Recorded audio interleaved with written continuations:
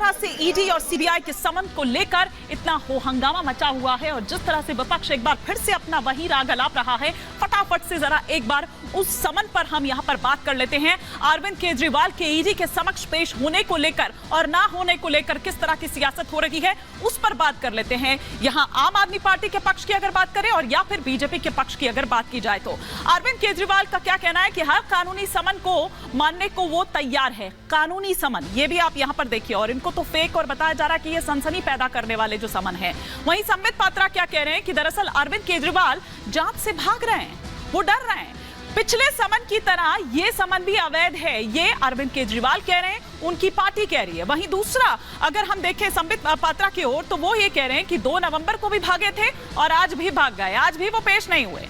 ED के समन राजनीति से प्रेरित है, यह आम आदमी पार्टी का कहना है। वहीं दिल्ली शराब कांड के मास्टरमाइंड है अरविंद केजरीवाल, ये आज प्रेस कॉन्फ्रेंस कर भारतीय जनता पार्टी की ओर से संबित पात्रा ने कहा सारे समन वापस लिए जाएं, ये आम आदमी पार्टी की ओर से कहा जा रहा है। तो उधर संबित पात्रा ने एक बड़ा आरोप लगाते हुए, एक बड़ा हमला करते हुए कहा कि विपक्ष को जोड़ने वाला फेविकोल दरअसल शराब ही है।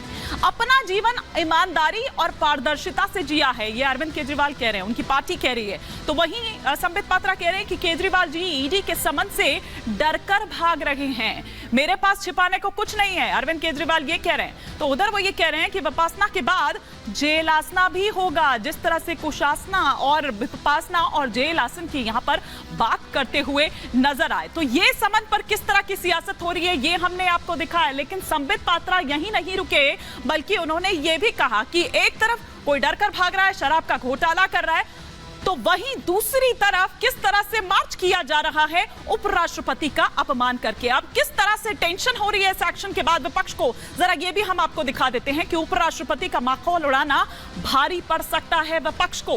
क्यों?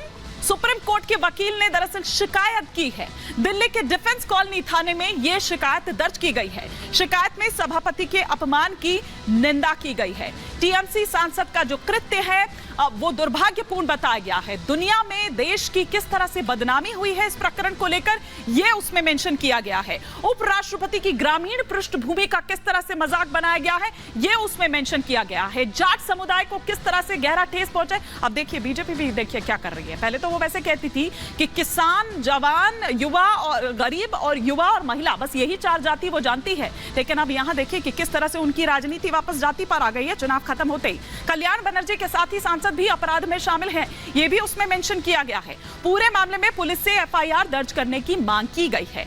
तो ये विपक्ष को जो टेंशन होती हुई नजर आ रही है, जिस तरह का एक्शन किया गया है, और उधर दूसरी तरफ किस तरह से सियासत इस पर हो रही है।